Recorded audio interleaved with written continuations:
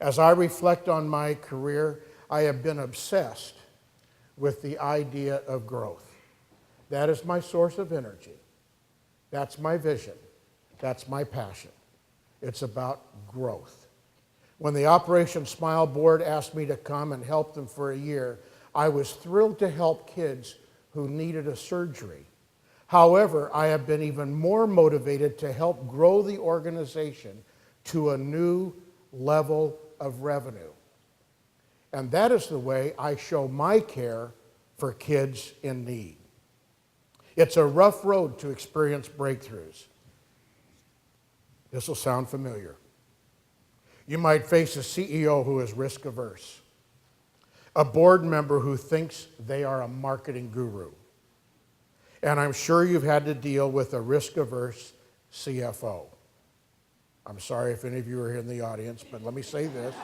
Hang on. That's a legitimate challenge, and their roles are needed. However, it is your job as a marketer to take the organization to another level. You will never get there if you think the same way as your colleagues. You must keep telling yourself, I have to do it for this reason. As a fundraising leader, you must be driven by what you want to see happen, not what is happening.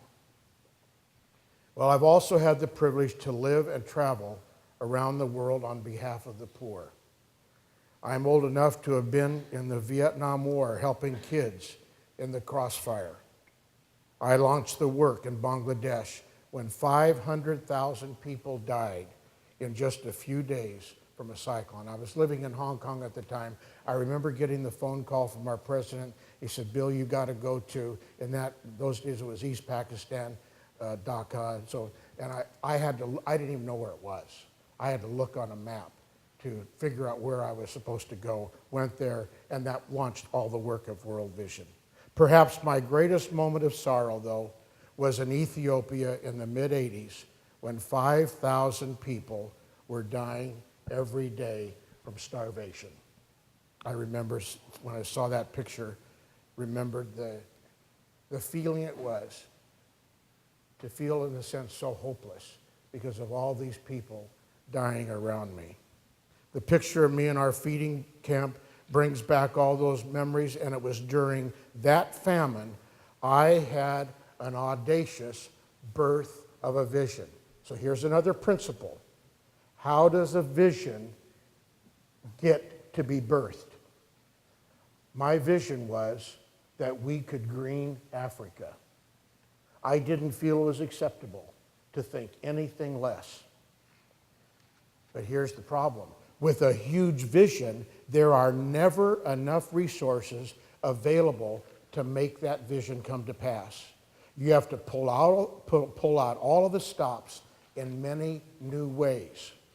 For example, during that famine crisis, you'll recognize this principle, we allowed our overhead to go up so we had more money to raise more money. Think about going to the board of directors with that kind of an idea. Very tough. But we almost tripled the size of our organization within that period of time. And that vision eventually brought reporters to our feeding camps, grabbed the hearts of people like Bob Geldof, that led to We Are the World. People said we were crazy. That never stopped us. This is the Ansokia Valley in 1984, a dust bowl of sand and death in Ethiopia. This is the Ansokia Valley today. Why the transformation? Because we inspired people to feel the joy of giving, and their donations bought the trees that created that transformation. Find the thing that drives you, focus on it, and keep going. I just want to remind you once again, have wonderful program work with the greatest of integrity.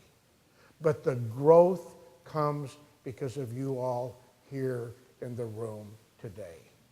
That's the bottom line. I was in the Philippines with our film crew and climbed into a tiny nipa hut. Perhaps this is one of the most defining moments of my whole career. It was in that Nipa hut where I met 19-year-old Mrs. Picasso and her 4 children. Through an interpreter, we exchanged greetings. Then in my typical Western vocabulary, I asked her what her dreams were for her children. She seemed confused. The interpreter said she didn't understand the question. So I rephrased the question. She was still confused. Then I looked around the little one-room hut and realized there was no food, no beds, no utensils. So I tried again, and this time I said, "What do you need for today?" Quickly, she responded and said, "I hope and pray that my husband will come home tonight with some food so we can eat." I gave her a few pesos, but more importantly, our TV show worked so that when I returned to that village called Sanili, 3 years later, the Picasso family and the whole village was thriving. As a fundraising leader, never ever get too far from the reality of your mission. When your heart is moved, you will move the hearts of others. Well, now back for a moment to our theme of bold breakthroughs. And excuse me for going kind of slow there, but that's what we do. That's our work.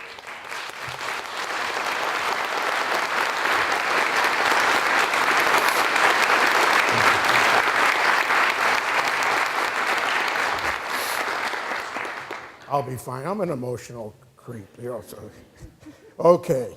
Well, Paul Shoemaker, in his article that appeared in Inc. magazine, deals with the how-to of strategic thinking and breakthroughs. Number 1, 3 very important quick principles. Number 1, look for game-changing information at the periphery of your industry. Bold breakthroughs are distant from the day-to-day. Number 2, search beyond the current boundaries of your business. You can't search there unless you position yourself there. So you've got to get out of your box and get ready to feel uncomfortable. Number 3, build wide external networks to help you scan the horizon better. Most significant breakthroughs come from ideas outside your day-to-day organization. Inside, you better be steering the ship, or make sure that somebody is steering the ship.